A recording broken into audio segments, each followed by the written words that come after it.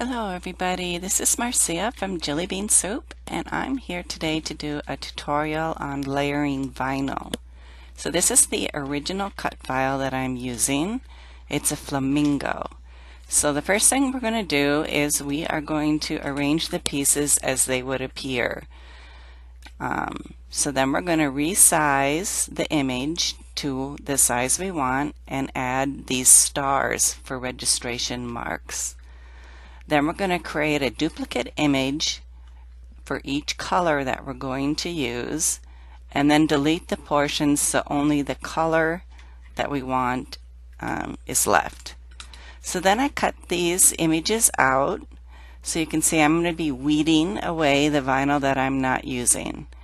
And so we have the wing here with the stars and part of the beak with the stars, the main flamingo body with the stars, and then the eyes and the legs with the stars. I did delete the shadow part of this cut file. You could still use the shadow if you wanted, but I didn't think it was necessary for what I wanted to do. So once I have all of my pieces weeded, I want to figure out what pieces of vinyl have to go on top of the other pieces. So we want to start with the black here because the eye in the black part here goes over the pink body. So I'm using some transparent transfer tape so that I can see better what I'm doing. And we're going to burnish the underside so that I can peel away the back of this cut file just enough so that the stars are exposed. And then we're going to go with our next color. So the beak is lined up next to the black portion of the beak. And so what I'm trying to do now is line up these stars, the points on the stars, so that the beak will line up perfectly where it's supposed to be. So then I'm going to peel away just enough so that we can get the beak on here. I am using a permanent vinyl, an Oracal, so because I want to put this outside, I need something with a strong bond. If you use a removable vinyl, it might be easier to position the stars here. The permanent adhesive on the vinyl isn't as forgiving, so you have to be a little bit more careful.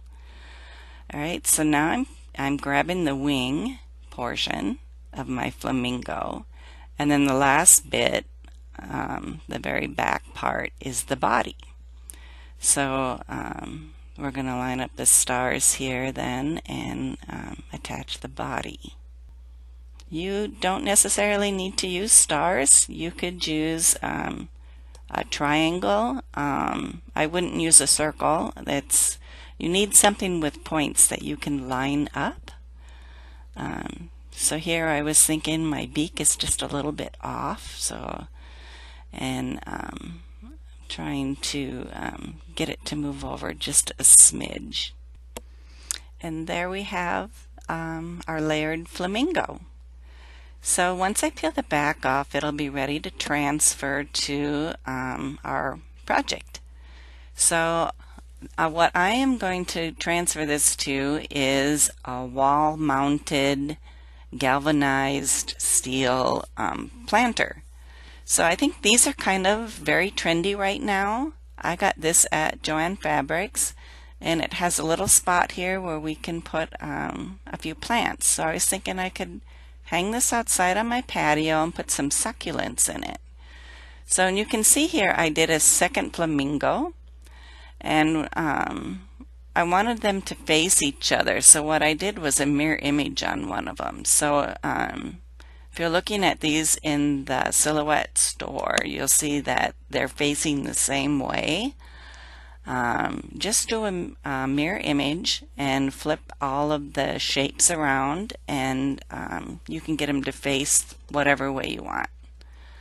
Alright, so to get these into my galvanized planter here, I am attaching the top with the transfer tape and making sure that it's where I want it.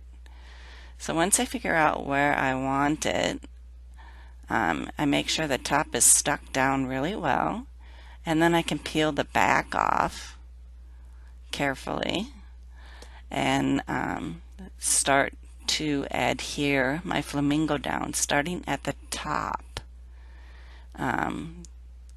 I don't want like the bottom portion of the flamingo to go down first and leave a bubble in the vinyl somewhere. So you want to start at the top then, where the transfer paper was adhered, and work your way down. So then I can peel off the transfer tape. So I decided I wanted to put a little saying on the front of my planter. So there is a Be a Flamingo in a Flock of Pigeons. It was a Jelly Bean Soup cut file in the Silhouette store. So I'm weeding that now, and then I'm going to transfer this to the front of my planter. So I'm going to grab my transfer tape again.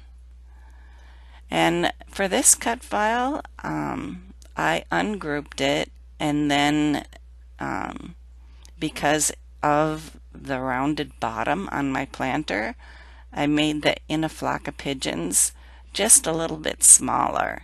The original cut file has it about the same size as the Be a Flamingo.